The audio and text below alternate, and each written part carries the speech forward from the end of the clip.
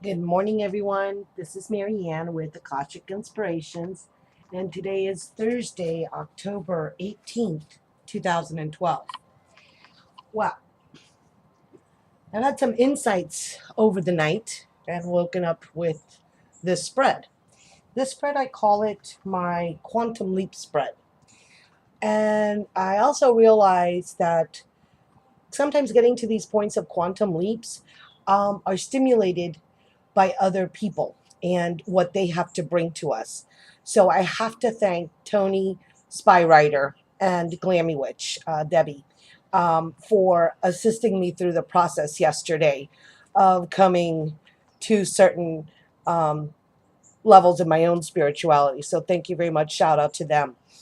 The spread is laid out as a wave because in today's blog, I write about the new type of paradigm of thinking, which is intuitive, and it's not logical, it's not rational, it's not masculine, it's feminine. Therefore, our new wave, our new thinking is a wave which vibrates with energy, which has what is malleable and flexible and ever changing, and it ripples with energy. And so today's spread, I'll explain a little bit as we go along. The first card that we have is our chosen start point. Because since it is a wave, we through quantum physics can choose where we're actually at. And today's card is, I'll show you this, it's the Seven of Chalices or Seven of Cups. And you'll see it's a spiral staircase with all of these possibilities ad infinitum into the multi dimensions. And it talks about, this card talks to me about that there's each step where we are asked to basically choose um, of how of things that come up in our subconscious, because since we're dealing with the chalices, which are water, it's our emotions. So we're given these chances to reflect on our choices, and we're allowed to then progress up to the next level of consciousness. And it's what you're thinking about. What is it that you desire? um, do you want love? Do you want wealth? Do you want fame? Do you want spiritual enlightenment? What are the things that you are seeking now? And it talks about the unlimited possibilities within those realms of that which is what you're seeking to get, which is what your intent is. Um, it says, I just wanted to read one part here. It says, whatever it is that we believe will give us emotional gratification as beings on the path of spirit, we are going to need to be more discerning than we were ever before. We are going to need to understand where peace, happiness, and balance truly lie. So the questions we can ask of ourselves is, are we getting distracted by our goals for the temptations that are around you? Are you losing focus? What are you seeking to make manifest in your world? And what do you consider of great value on your journey? Are you able to focus your mind to get your desired outcome? Hmm. This is our secondary point, and as leading us, and this is the card of the Master of Orbs. Now, if you see, he's got the sword is balanced across his legs. He's got a super intense look on his face, super focused. So we here have the ability to completely focus ourselves and surround ourselves. This is an orb here that he's actually sitting in. This is also equivalent to the King of Swords. So it's talking about intuition. It's talking about self knowledge.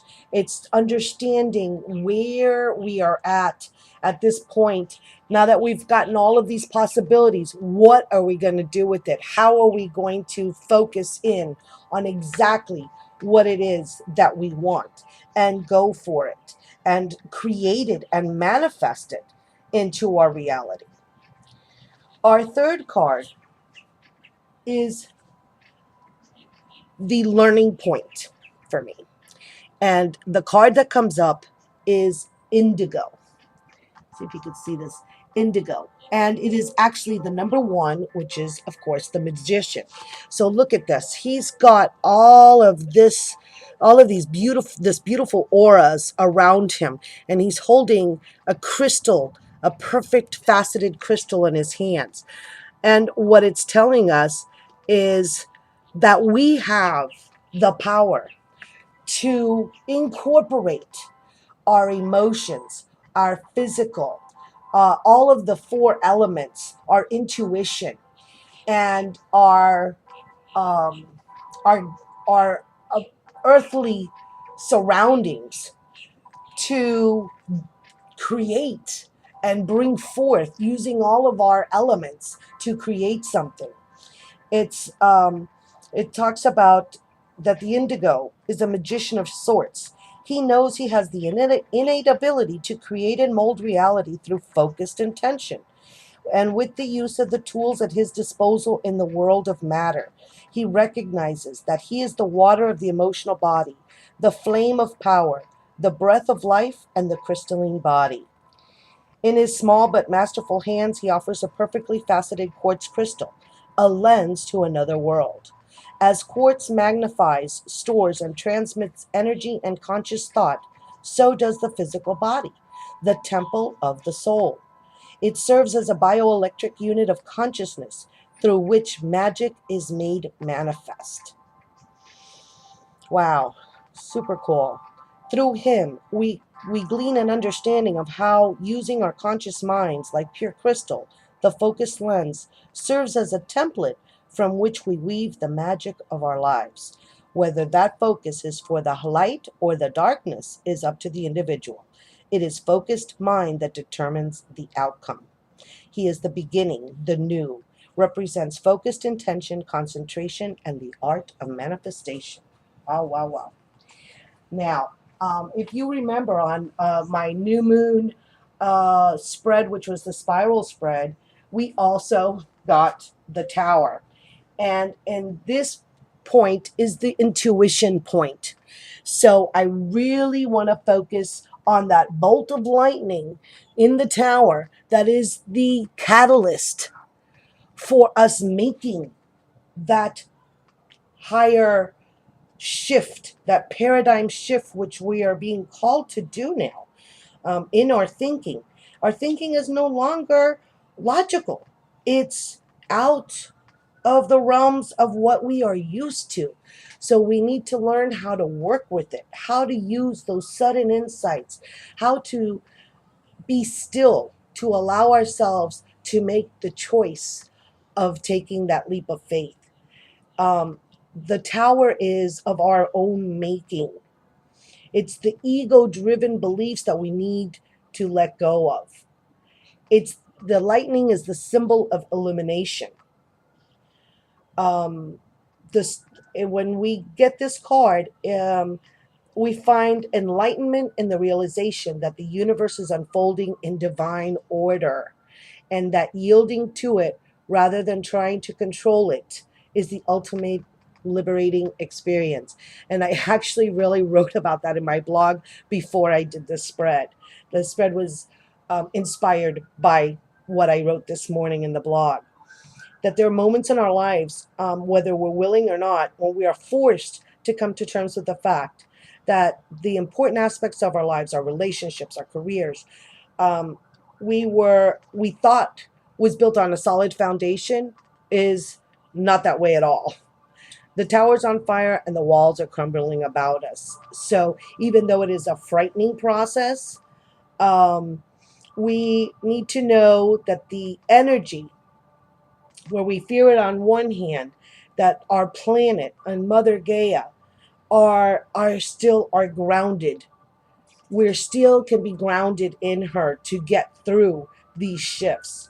So this is liberating. It's letting go. It's upheaval. It's escaping. And there, that leads us to our next point, which is our future point. And this card is the Eight of Chalices, or the Eight of Cups. And now you see these are perfectly 8 perfect cups just standing there full. And he's walking away up to higher ground. So he's decided to make the shift. He's decided he's gotten what he needed to get from everything. He understands that it's time to move on. He's leaving behind and taking the best of what it is that he could take. And I'll read a little bit something from the book for you so you get a better idea. So it's very emotional. A lot of water emotional elements here.